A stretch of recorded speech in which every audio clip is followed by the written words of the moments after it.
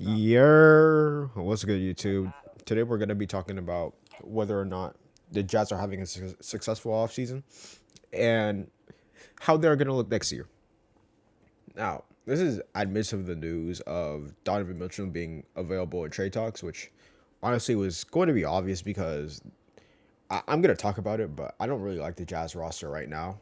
So, yeah, let's just get into it right now. So I think the biggest problem with the Jazz roster is that their defense is about to be some some that we never seen before, and that's not a good thing. I'm pretty sure in the midst of uh, Rudy Gobert being out, Donovan Mitchell and the crew, when they were taking over, just did not have any type of good defensive rating. And around the first 4 or 5 games that they played without him this season, it was like they had the by far worst defensive rating of all time. It didn't improve much to that. It improved to like 27th in the current league if Rudy Gobert wasn't playing, and that's just not cutting it, you know. So there's that. Let me just look at this roster right now, and it's just not impressive, you know. They got rid of Rudy Gobert for a bunch of really good defenders like Jared Vanderbilt and Patrick Beverly, but we have to think about it like this: do these guys really think that this is like a competing roster?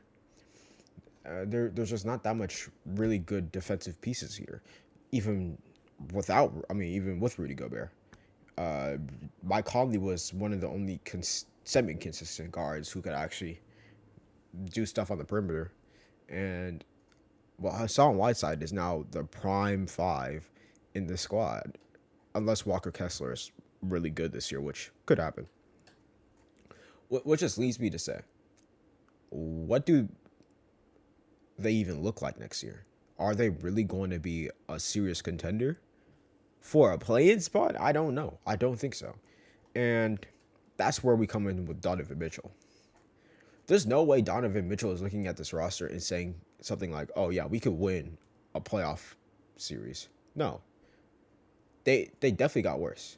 So it kind of doesn't make sense for me to look at this roster and think that they're really going to compete next year. And because they don't really have that much good stuff, I don't think that Donovan Mitchell will actually be on this roster. There's no way that they have any type of good competition that they can actually be. Something in the One thing in the West right now is that the Clippers, the Nuggets, the Mavericks, the Lakers, even maybe even the Timberwolves, they could just lap the Jazz, who are the fifth seed. The Pelicans could even lap the Jazz if Zion comes back completely healthy. There's a chance that even the Kings may be better. So this is where Donovan Mitchell's trade comes in. They have to consider whether or not they actually want to keep him, and I don't think that they should, because there's a chance that they may not even be the 10th best team next year. There's just may not be a chance. So if I were to talk about a Donovan Mitchell trade, it'd have to be almost as valuable as the Rudy Gobert trade. Now, the Rudy Gobert trade was one thing in of itself, that they just got a whole bunch of players: Patrick Beverly, Jared Vanderbilt, uh, Bomaro, excuse me, Malik Beasley. Some of them are solid players like Beasley, Vanderbilt, and Beverly. But we have to think about it like this: the real crux of that trade was just the picks. There was a bunch of picks that they got. Walker Kessler, four other first round picks. I think they got some swaps, I believe, which again is something that is very valuable to this team. However, I think in a Donovan Mitchell trade, they should try to get more players.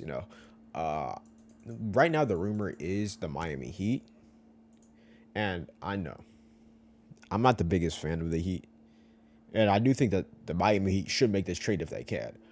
But the biggest problem with that is that, do they really even have the pieces to trade for Donovan Mitchell?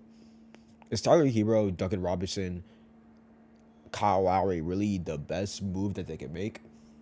I don't think so. Especially when they have Mike Conley. I don't think so. So if I were to the Utah Jazz, I'd look at Toronto's package actually, because I think they can offer a little bit more with Ochi Anunoby, who's a solid young player, and maybe even Trent Jr. if they could get a hands on them.